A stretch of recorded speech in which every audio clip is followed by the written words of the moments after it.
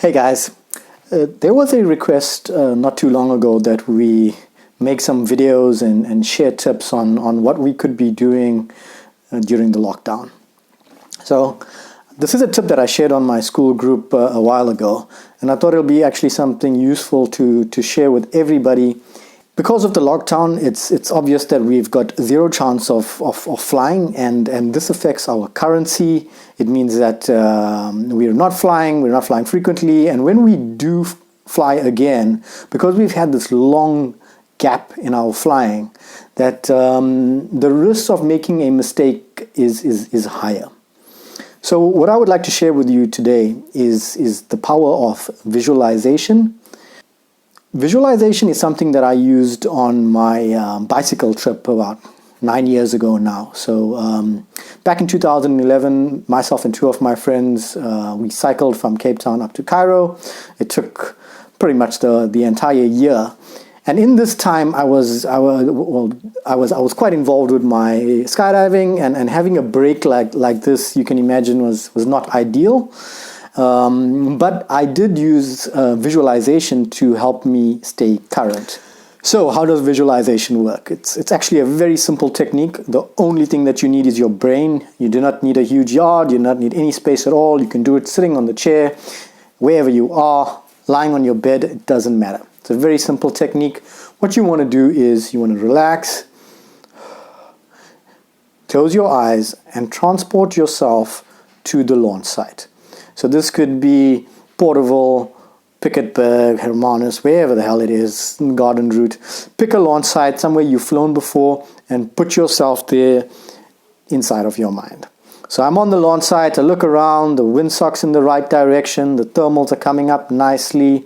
And try and make it as realistic as possible. So feel the air against your face, feel the warmth of the sun shining down, the smells and the sounds, and take it all in. Maybe there's some other people with you, other pilots, as real as you can.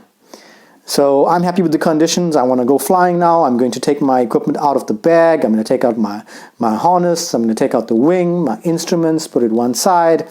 Take the bag, wrap it up, put it inside of my back of my pod. Then I will put my camel back inside, my trekking poles, everything that you usually fly with.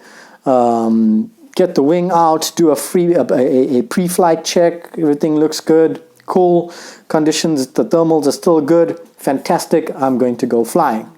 So before going flying, what's the next step? I need to put the equipment on. I put on my harness, do all of my checks, so the leg straps, the waist strap, chest strap, chin strap, because I put my helmet on, whatever other connections you need to do that's specific to your setup, you will do that.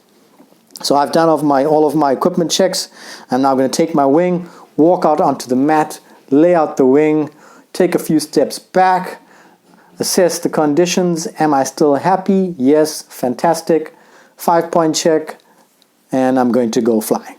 So I'm going to pull the glider up, check it, turn around. I'm still happy. Lean forward into the launch, accelerate, get flying. I'm off the ground, off the launch site. Now I'm going to sit back into my pod, get comfortable, put my legs inside, and go flying. So it's as simple as that.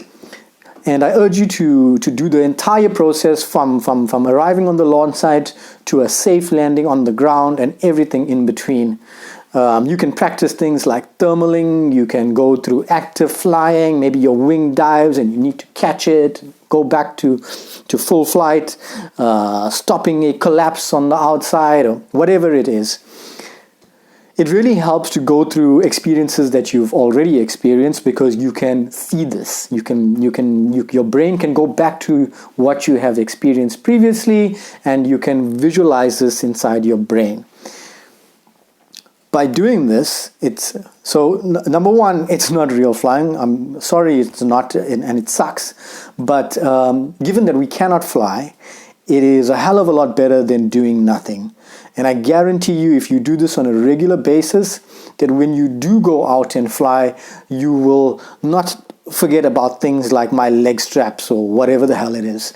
And this is why it's important to be realistic when you go through that process in your mind. Make it as real as possible, and then and then when you do get flying again, you haven't had such a long break. So it's a very simple technique. If you think it's airy-fairy and it doesn't work, I urge you to go and do some Googling. You will find that there's plenty of research out there that shows the power of visualization. It's been used by professional golfers and basketball players and whatever you can think of. Mental training goes with physical training. So it's definitely a great add-on to your physical training. And in times like this, where we are on lockdown, it is definitely better than nothing. So I hope that this helps and that you go have some happy flying inside of your mind. And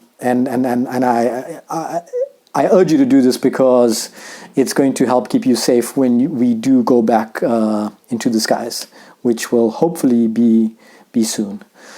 Until then, stay safe and hopefully see you soon. Stay well. Cheers.